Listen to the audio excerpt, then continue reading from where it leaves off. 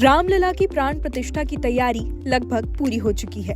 अब राम भक्तों को 22 जनवरी का इंतजार है, जब रामलला अपने भव्य मंदिर में विराजमान होंगे।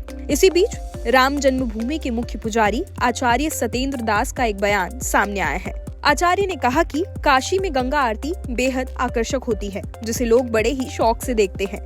वे चाहते हैं कि ऐसे ही भव्यता दिव्यता के साथ सरयू में भी गंगा आरती हो, जिससे लोगों के कष्टों का निवारण हो सके। उन्होंने आगे कहा कि काशी की गंगा आरती को पर्यटन का केंद्र माना जाता है, इसलिए सरयू में भी ऐसी ही गंगा आरती होनी चाहिए। सुनिए आचार्य ने क्या कुछ कहा।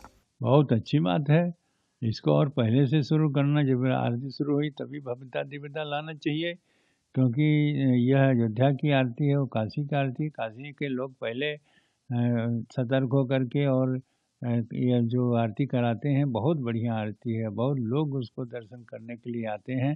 तो इस प्रकार से भव्यता दिव्यता गंगा की आरती और सरयू की आरती ऐसी होना चाहिए। जो पर्यटन मंत्री ने कहा है, बहुत अच्छी बात कहा है। इसकी भव्यता दिव्यता देख करके इससे लोग और भी उस पर आकर्षित हों और जाकर दर्शन करें।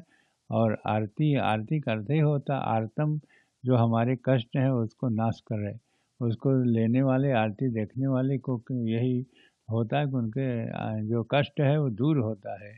इसीलिए दर्शन, आरती दर्शन करने वाले और आरती लेने वाले, आरती करने वाले, ये सभी के सब उसमें इस प्रकार के भागी हैं और सुख शांति की प्राप्ति होती है और कष्ट उनका दूर होता है। इससे भव्यता दिव्यता सरयू की आरती को भी करना चाहिए, जैसा पर्यटन मंत्री ने कहा है, वही रूप में इसका भी होना चाहिए, यह सरयू आरती। आचार्य ने आगे कहा कि सरयू आरती का आयोजन भी धार्मिक और सांस्कृतिक दृष्टिकोण से महत्वपूर्ण होगा। आचार्य ने ये सुनिश्चित करने के लिए कहा कि इस आरती का आयोजन भी विशेष रूप से किया जाए, ताकि लोग इसे श्रद्धा भाव से स्वीकार करें। इस तरह सरयू आरती में लोगों को धार्मिकता, परंपरा और पर्यटन के संबंध में एक साथ मिलता है। खैर, इस सोच पर आप क्या कुछ सोचते हैं, हमें कमेंट करके लिख बताइए।